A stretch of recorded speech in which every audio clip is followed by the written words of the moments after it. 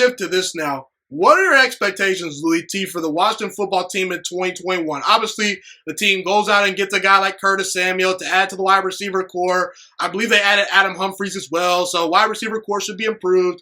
Logan Thomas showed some promise last year at tight end, so he should be maybe looking to break out potentially. Maybe we'll see. You have Antonio Gibson. We've talked about the quarterback situation.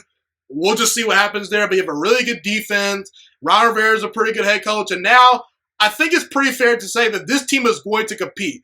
Maybe they don't make the playoffs. Maybe they don't win a bunch of games like some Washington fans think, but we know for sure that even you saw in the Giants game where Washington looked really bad at the home game for the Giants home game, where they looked really bad in the first half, and they fought all the way back and almost won that game. Ron's going to have this team competing. I don't know if this team can handle expectations, though. Last year, I picked Washington to go 7-9 because I said, this team is flying under the radar. This team has some talent, and Ron Rivera is going to come in and do some good things. But this year, the eyeballs are on Washington now. There's no more escaping, teams overlooking this team because, well, you made the playoffs last year. And you got Green Bay on the schedule. I believe you have Seattle again on the schedule, Kansas City, Tampa Bay, a lot of good teams. So what are your expectations for Washington this year? Unfortunately, I actually don't have them winning the NFC East this year if I were to make a prediction. I'm actually pretty high on the Giants this year. I think the Giants can win the division, but I think Washington has the talent. They're probably the most talented team in the division, but because of the quarterback situation and because teams now are playing them with a first-place schedule and eyeballs are on them for the first time in I don't know how long, I don't know if they can handle expectations. And Fitzpatrick, we know what he is. So what are your expectations for Washington? Well, honestly, from an expectation standpoint, the team itself is confident.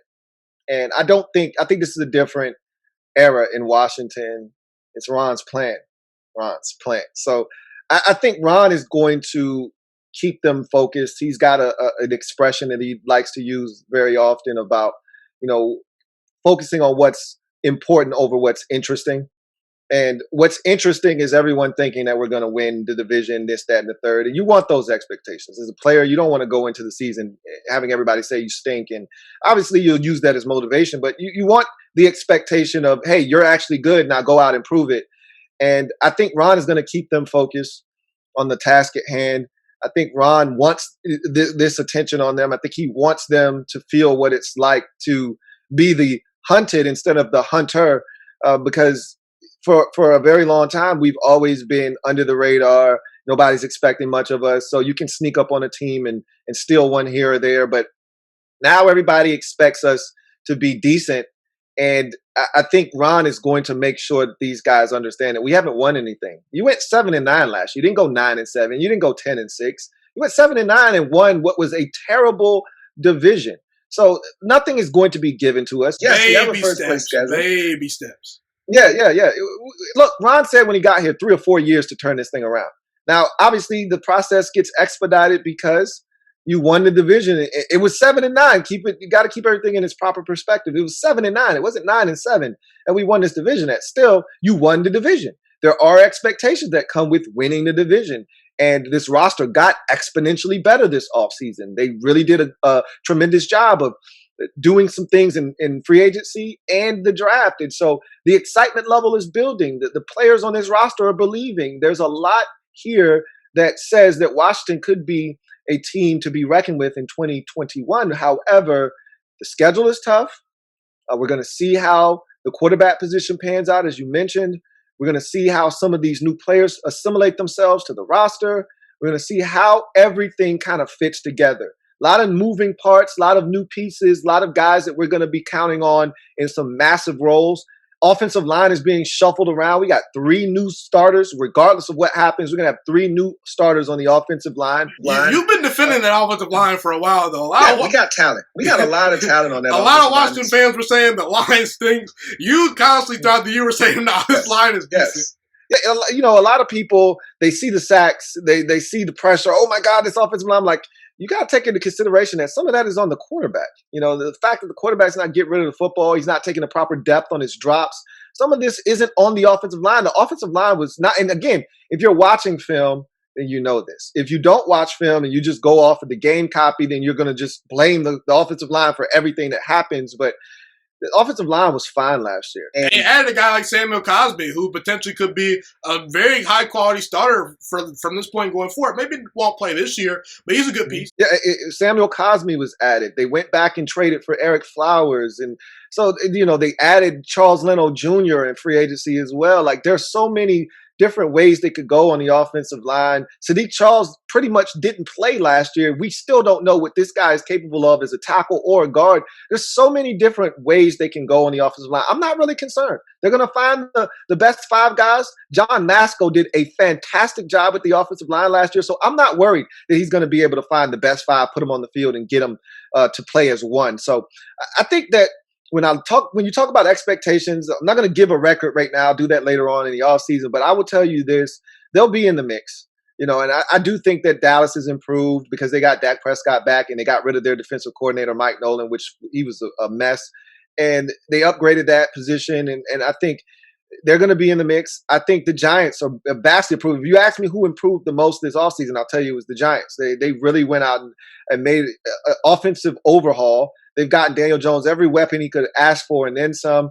And defensively, I think they've added some more pieces to make them formidable. So they're a scary team as well. They're in the same boat as us where they're on the rise. And it could be us and the Giants really battling it out for this division for years to come if Dallas doesn't, figure into the equation. But they've got Dak Prescott, so I think they'll always be around if he's healthy. So we'll see what happens. The expectations are high, higher than they probably should be because of what we did last year and because of the strong offseason. But the quarterback position always is what I come back to. It's always the thing that tempers my expectation. I want to allow myself to get crazy and talk about 11 wins and this, that, and the third, but I always go back to Ryan Fitzpatrick at the quarterback position. And I don't know if he's going to play all 17 games or not. I don't know how effective or ineffective he's going to be. He's the wild card. If he is the Ryan Fitzpatrick that I've seen over the first 16 years of his career, then we'll end up at 8-9 or 9-8, one of the two. Okay. If he's this guy that has been on the rise the last 2 years and the trajectory is pointing upward, 10, 11 wins isn't out of the equation. If he's worse than that, then you're 7-6 wins or somewhere in there. And at that point, then you start looking around and saying, is Taylor Heineke warming up in the bullpen ready to come in?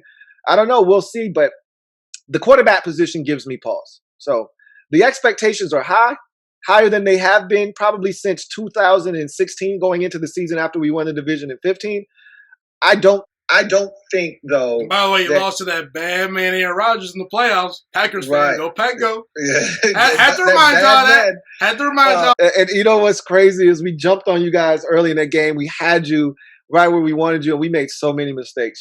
Deshaun Jackson, I think he had a chance to get in the end zone. Yeah, we had to settle for a field goal there, and we missed, I think, an extra point. We just did a bunch of stupid stuff early in that game that allowed the door to stay ajar. And with that bad man, you can't give him too many opportunities or he'll take advantage, and he did. So.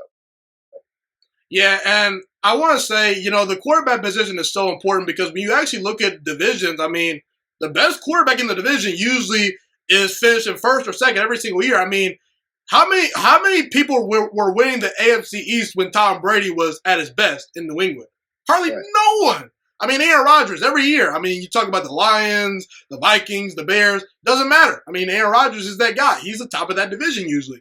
I think the only really exception over the past couple of years for who's had like the worst quarterback in the division, and I'm sorry, Washington fans, but I think Fitzpatrick might be the worst quarterback in this division. That's saying a lot because Daniel Jones, not a huge fan. But, we'll see what happens. But I think that's one of those things where in order for this to be an anomaly of a season where Washington exceeds expectations, the roster is really going to have to make up for what Fitzpatrick is. Because we saw Jimmy Garoppolo, who I think is pretty fair. He's the 4th best quarterback in his division currently, in the NFC West. It's a lot of good quarterbacks in that division. They won that division a couple of years ago and made it all the way to the Super Bowl because they had an incredible roster, a run-first team, really good coaching staff, but that doesn't happen all the time. It's very rare that, Nick Foles leads the Eagles to the Super Bowl because, he has this incredible roster. I think Washington's really good, but I don't think they're quite at that point yet. Now I got to ask you this question. I'm not going to ask you who's going to win the NFC East because, you do your predictions on your show and whatnot. And I think that there's still some things that could happen in the offseason. But is Washington a Super Bowl contender? Yes or no? Right now, no.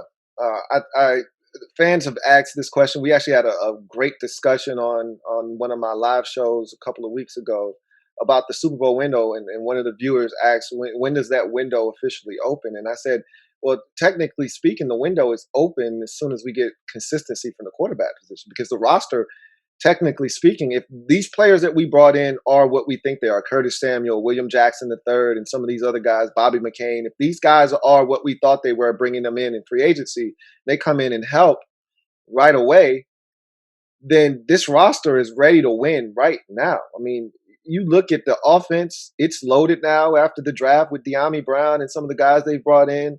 You look at what the defense is and some of the additions made into the secondary, getting a healthy Landon Collins back. I don't even know what that means, but if he is what we thought he was going to be when we signed him to the deal, and I think he was trying to overcompensate for this defense not being very good when he got here and trying to be the best player on that defense. He doesn't need to do that anymore. He just needs to assimilate himself to what we're doing. And if he does that, I think he could be outstanding like he was when he was with the Giants at a point in his career. So I just think that everything is in place for this team to compete at a very high level. They showed me something last year when we weren't very talented.